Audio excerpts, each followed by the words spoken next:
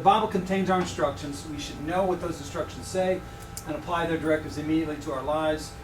As we do so, there are two basic approaches to the study of Scripture. Let's look at this. One is informational. And by the way, I appreciate those of you who say, do you have a book that you would recommend for any of these things? I'm giving them out to you so you can look them up. Amazon's so easy to get to. But one of the good books on this is a book called Shaped by the Word by Robert Mulholland. Shaped by the Word. So he talks about informational versus formational. Informational is concerned primarily with content. And pastors have got to particularly watch out for this, because what they find out is all the Bible study they're doing is to prepare for their content sermon. And they never let Scripture actually form them. And this is dangerous for all of us in this room, because you're going to be asked to preach, or you're going to be asked to do Sunday schools or children's church, or whatever else it is, or homeschool. And as you do those things, you're going to be really caught up in the informational dynamics of Scripture. And that's good. It's good information. But you can't let it stop there, right? Stunt your own growth by doing that. You need to think in terms of formation. It's a meditative approach which concentrates on a small section of the Bible, perhaps even a single word or verse. Informational study has been described as we examine God in Scripture. The formational approach is more akin to the devotional time. It is God examining us through Scripture. Now think about that terminology in just a moment. God examines us as we read His Word.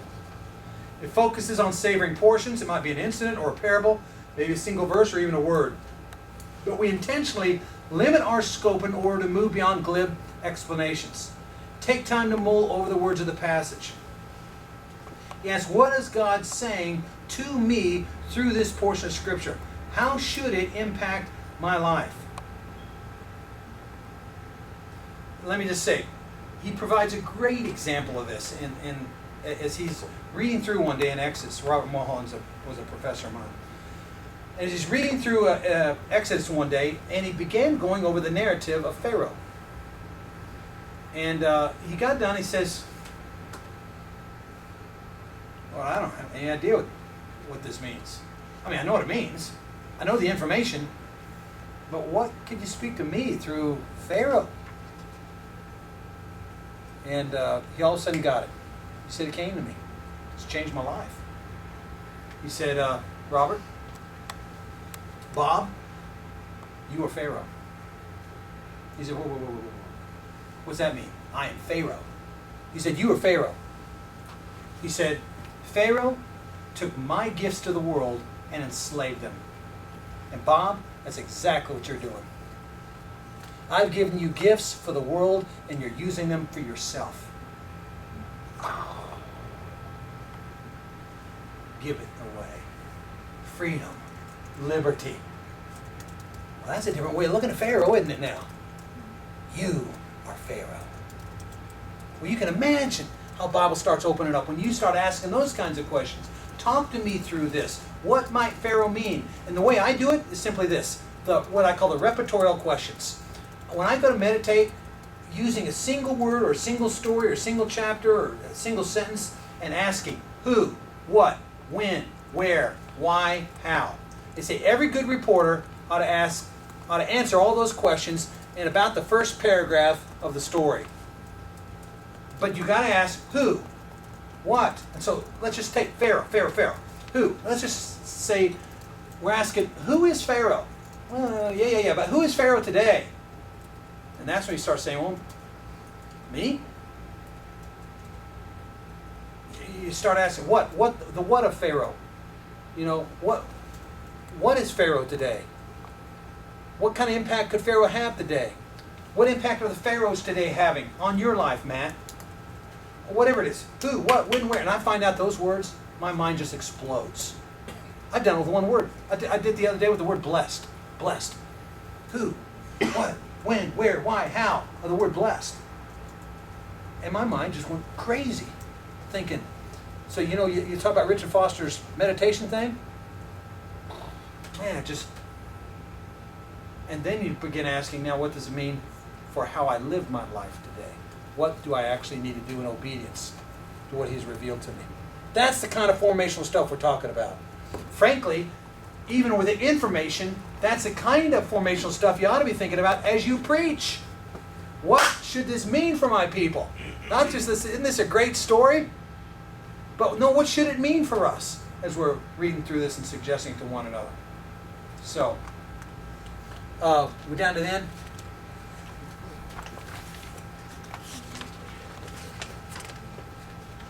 I just want to say this as we wrap this up. Who's nodding in your life? Nodding. Nodding. Who's nodding in your life? Somebody who's nodding in your life.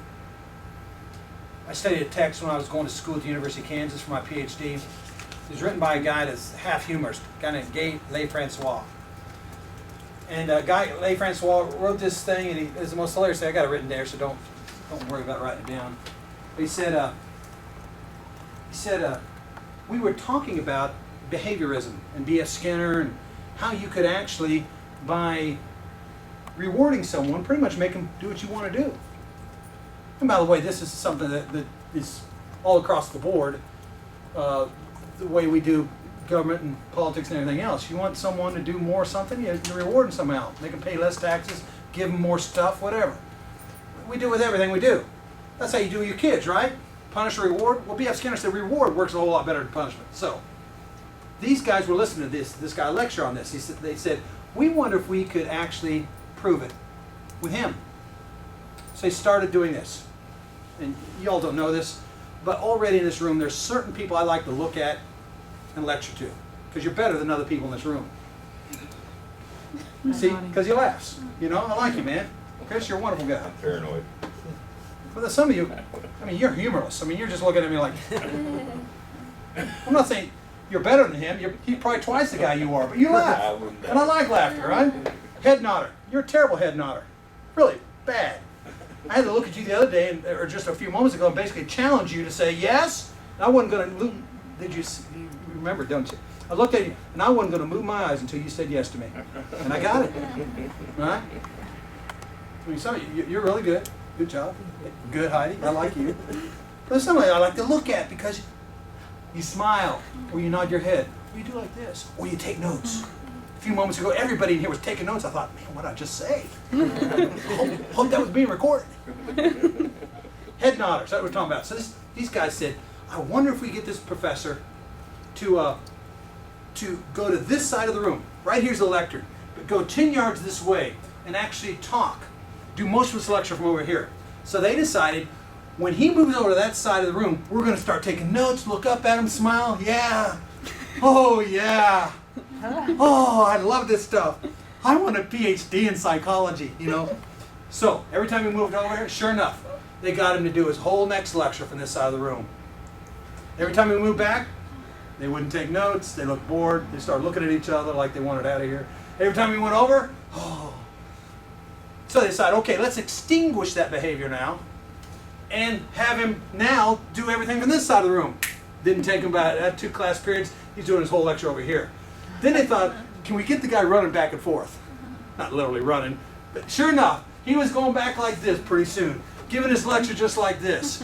Why? Because of head nodding.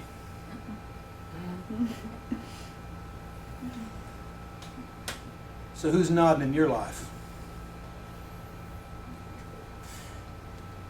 And a formational approach to Scripture and really a devotional time with the Lord means He has become your head nodder. If that ain't happening in your life, then you need to ask the question, is it Daddy? Is it Mama? Is it Pastor Joe? Is it my boyfriend, Billy Bob? Is it my potential boyfriend, although he's never looked at me before, but I sure hope he will someday? Is he your head nodder? I mean, who is it? Because you've got a head nodder in your life. And the devotional time is trying to ensure it's the Lord. So you pay him some attention. You notice him. You make sure. That's where you're getting accused from.